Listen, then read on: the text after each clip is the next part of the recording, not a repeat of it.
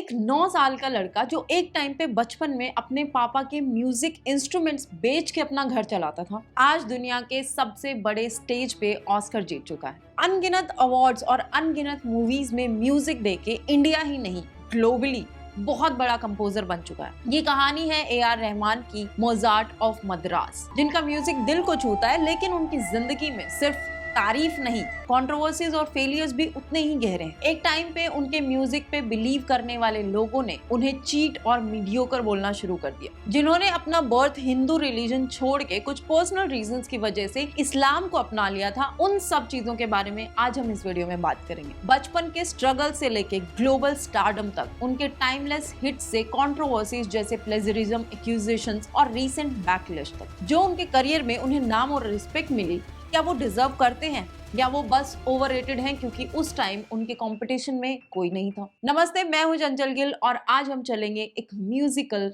Roller coaster पे।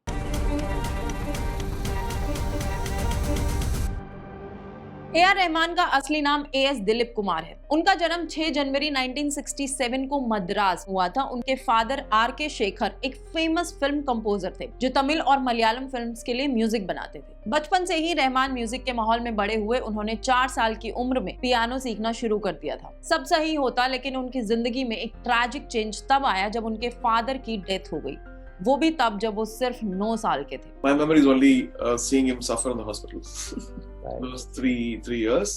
और उसके बाद फैमिली की जिम्मेदारी उनके ऊपर आ गई। तब उन्हें वही म्यूजिकल इक्विपमेंट्स जिन पे वो सीखते थे, उन्हें रेंट पे देकर घर चलाना पड़ा। ऐसे टाइम में स्कूल से एब्सेंट रहने की वजह से वो एग्जाम्स में फेल हो गए, लेकिन म्यूजिक हमेशा से उनका पैशन था। रहमान की मां कस्तूरी ने उन्हें और उनके तीनों बहनों को संभाला। लेटर ऑन रहमान की बहन को एक सीरियस इलनेस हुई, जिसकी वजह से कस्तूरी सूफीज्म से इंट्रोड्यूस हुई और 1989 में वो और उनकी पूरी फैमिली इस्लाम में कन्वर्ट हो गए। ए.आर. रहमान की बायोग्राफी में लिखा है कि एक हिंदू एस्ट्रोलॉजर ने उन्हें अब्दुल रहमान नाम सजेस्ट किया था। रहमान सुन के उन्हें लगा कि ये नाम उनकी इमेज से रेजोनेट करता है। बाद में उनकी माँ ने उनके नाम के आगे अल्लाह राखा ए.आर. ऐड किया क्योंकि उन्हें इसका सपना आया था और उनका नाम पड़ गया ए.आर. रहमान। रहमान को अपने म्यूजिक टैलेंट के बेसिस पे Madras Christian college secondary school में एडमिशन मिला, जहां से ड्रॉप आउट लेके वो फुल टाइम म्यूजिशियन बने। जब वो सिर्फ 11 साल के थे तो उन्होंने एक मलयालम कंपोजर के ऑर्केस्ट्रा में प्ले करना शुरू कर दिया था, जिसके बाद उन्होंने बहुत सारे कंपोजर्स के साथ काम किया और जाकिर हुसैन जैसे कंपोजर्स के साथ वर्ल्ड टूर तक किया। जिसके बाद उन्होंने Trinity college of music London में स्कॉलरशिप मिली। उन्होंने लंदन से वेस्टर्न क्लासिकल म्यूजिक में डिप्लोमा लिया और पियानो, हारमोनियम, गिटार, कीबोर्ड और सिंथेसाइजर जैसे इंस्ट्रूमेंट्स मास्टर किए। लेकिन उनका पर्सनल इंटरेस्ट सिंथेसाइजर में था क्योंकि वो म्यूजिक और टेक्नोलॉजी का आइडियल कॉम्बिनेशन था। एनालिटिकल एंगल से देखें तो उनकी अर्ली स्ट्रगल्स ने उन्हें वर्सेटाइल बनाया। वो एक मल्टी इंस्ट्रूमेंटलिस्ट हैं जो कार्नेटिक, वेस्टर्न, हिंदुस्तानी, कवाली सबको मिक्स करते हैं। लेकिन क्रिटिक्स का कहना है कि उनकी पर्सनल लाइफ का कन्वर्जन और स्पिरिचुअल जर्नी सिर्फ एक पब्लिसिटी स्टंट था। 1987 से ही रहमान ने एड्स के लिए जिंगल्स बनाने स्टार्ट कर दिए थे, जिनमें से उनका सबसे पॉपुलर जिंगल था Hey, do you want to hear this?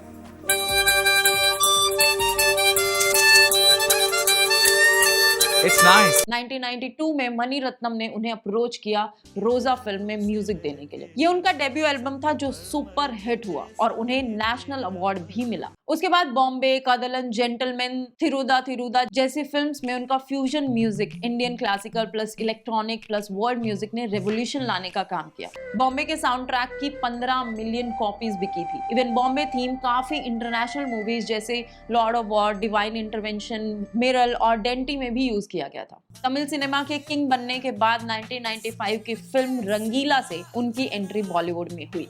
उसके बाद दिल से, ताल, लगान, युवा, रंग दे बसंती, गुरु, जोधा अकबर, रॉकस्टार, रांझना जैसी मूवीज के लिए उन्होंने म्यूजिक दिया। इंटरनेशनल लेवल पे उनका breakthrough Slumdog Millionaire से हुआ, जिसके लिए उन्हें 2 ऑस्कर मिले। उन्होंने हॉलीवुड फिल्म्स जैसे couple retreat, 127 hours, $1 million arm के लिए भी स्कोर किया। उन्होंने जैगर, माइकल बॉल्टन, U2 के साथ कोलैबोरेशन भी किया था। 1997 में माँ तुझे सलाम जैसे पेट्रियोटिक एंथम दिए जो आज भी इंडिया में हर जगह गूंजते हैं।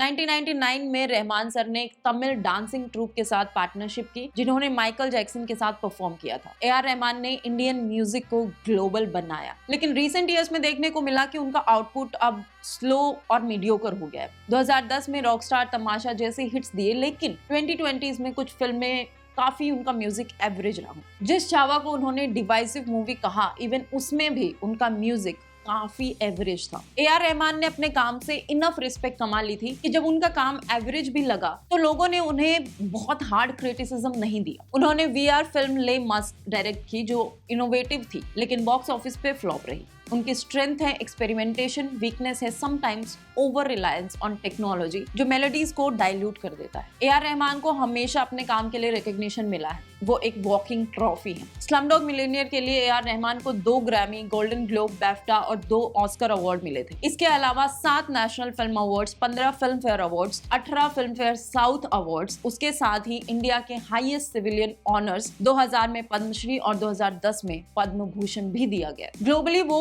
एशिया के पहले आर्टिस्ट बने जिन्होंने ऑस्कर्स जीते। रहमान सर ने साउथ फिल्म्स में 7.1 सराउंड साउंड टेक्नोलॉजी इंट्रोड्यूस की। अपनी पहली फिल्म रोजा से ही उनका काम बहुत पहचाना गया था। उनके रोजा के साउंड ट्रैक को टाइम्स ने all time 10 best sound track की लिस्ट में ऐड किया था। लेकिन जितनी तारीफें रहमान सर को मिलनी थी वो अब मिल चुकी थी। अब लोगों ने उनके म्यूजिक को इंस्पेक्ट करना और मीडियोकर बोलना शुरू कर दिया था। जैसे ही उन्होंने रिसेंटली छावा मूवी को डिफेम कर बॉलीवुड को कम्युनल का टैग दे दिया, तब से ऑडियंस ने उनके सामने मिरर रख दिया है। उनकी सारी पुरानी बातें सामने आने लगी हैं और लोगों ने ये तक कहा कि एज मुस्लिम काम नहीं मिल रहा है तो आप वापस से अपना रिलीजन चेंज कर लो, क्योंकि आप अपॉर्चुनिस्ट और कैलकुलेटिव तो हैं ही। लेकिन ये कंट्रोवर्सी ए.आर. रहमान की पहली कंट्रोवर्सी नहीं थी। इससे पहले भी वो पब्लिक और लीगल केसेस में फंसे हैं। लोगों ने एक पॉइंट पे उनके अब वाले म्यूजिक को उनके पुराने म्यूजिक से कंपेयर करना शुरू कर दिया था। इवन उनके साथ वाले उन्हें कहने लगे थे कि आपने जो रोजा में काम किया था वो कमाल का काम था, जिसका मतलब ये है कि उनका आज वाला काम अच्छा नहीं है। सबसे बड़े एग्जाम्पल जैसे युवराज, ब्लू, रावण और अब छावा, जिनका म्यूजिक बहुत ही एवरेज, रिपीटेटिव और अनइंस्पायर्ड था। यही नहीं, उनका बहुत सारा म्यूजिक कॉपीड भी बताया जाता है। रोजा का पुद्दू वेलई मजई यानी के क्वाइट मैन से सिमिलर था।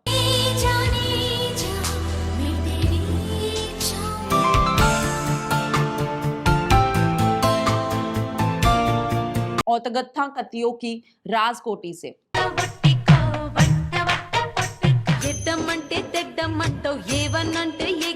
और ये तो सिर्फ कुछ एग्जाम्पल्स हैं। उनके बहुत सारे सॉन्ग्स किसी और सॉन्ग से सिमिलर होते हैं जिसे वो इंस्पिरेशन का नाम दे देते हैं।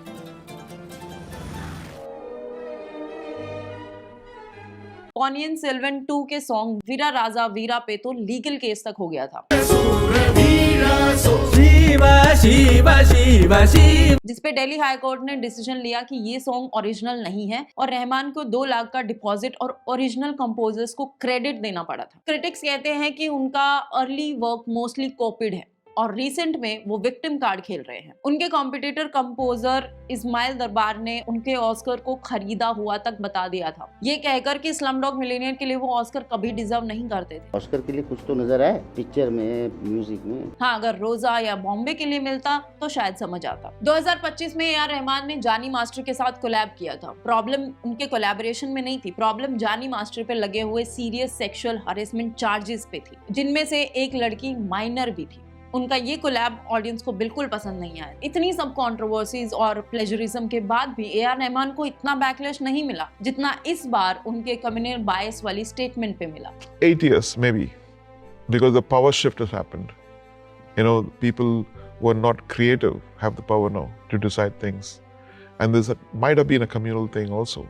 I'm not in search of work. I want work to come to me. Industry के लोगों तक ने ए.आर. रहमान के साथ नहीं दिया क्योंकि उन्हें तो काम मिल ही रहा है। रिसेंटली तेरे इश्क में आने वाली मूवीज गांधी टॉक्स, पेडी, थलाइवन, किलर और रामायण तक में वो काम कर रहे हैं। ए.आर. रहमान ने जिस सूफी म्यूजिक की वजह से अपना रिलीजन चेंज किया था और जिसे वो अपना फोर्टे भी बताते हैं, उस पे सोनू निगम ने एक बहुत ही बोल्ड स्टेटमेंट दिया था। सूफी तो म्यूजिक होता ही नहीं है, सूफी तो थॉट होता है। ये अभी एक वो चल गया है कि सूफी म्यूजिक सिर्फ किसी गाने में अल्लाह मौला डाल के सूफी नहीं बनता वो। But that's the conversation generation no one is ready for. A R. Rahman अभी भी पुराने म्यूजिक में जी रहे हैं जिसमें कोई प्रॉब्लम नहीं है, लेकिन लोग नई मेलोडी एक्सपेरिमेंटल म्यूजिक प्रेफर करने लगे। कुछ टाइम तक ए.आर. रहमान एक्सपेरिमेंटल और इनोवेटिव थे भी, लेकिन जैसे ही उनके काम को जज किया जाने लगा, उन्होंने इंडस्ट्री और रिलीजन बायस पे ही सवाल उठाने शुरू कर दिए। इसी इंडस्ट्री में आपने सालों साल काम करके ऑस्कर्स तक जीते हैं, अनगिनत मूवीज में म्यूजिक दिया है, फिल्म फेयर्स और नेशनल अवार्ड्स जीते हैं, और आज जब आपके काम को रिव्यू किया जाने लगा, उसे रिपीटेटिव और मीडियोकर कहा जाने लगा, तो इंडस्ट्री काम नहीं दे रही है। कंगना ने आपको इमरजेंसी के लिए बुलाया था, लेकिन आपने वो काम छोड़ दिया, तो आपको इतना काम मिल रहा है कि आपके पास काम छोड़ने के ऑप्शंस तक हैं। ऑडियंस रहमान को मोजार्ट ऑफ मद्रास कहते हैं। उनके सॉन्ग्स जैसे तेरे बिना इमोशनल हैं, कुछ फैंस उन्हें इनोवेटिव कहते हैं, लेकिन कुछ का कहना है कि वो ओवर हाइप्ड है, स्पेशली प्लेजरिज्म के बाद। एक्स पे रिसेंट ओपिनियंस में लोग उन्हें विक्टिम बोलते हैं। ओवरऑल वो बिलव्ड हैं, लेकिन अब आने वाली जनरेशन न्यू और रिलेटेबल प्रेफर करती है। जितना रहमान सर ने इस कंट्री को दिया है, उतना ही प्यार और इज्जत यहाँ से उन्हें बराबर मिली है, तभी उन्हें बाहर वो रिकॉग्निशन मिल पाया है। पहले मूवीज का म्यूजिक सुन के लोग पहचान लेते थे कि ए.आर. रहमान सर का म्यूजिक है, और अब नाम देख के लोग पूछते हैं कि ये रहमान सर का म्यूजिक है। नीड ऑफ द आवर अभी भी वही है, कुछ फ्रेश जो कॉपीड और इंस्पायर्ड ना हो, क्योंकि उसके लिए हमारे पास टी सीरीज है। आज के वीडियो के लिए इतना ही। लाइक शेयर सब्सक्राइब कर लेना। मिलते हैं अगले ऐसे किसी वीडियो में, तब तक के लिए।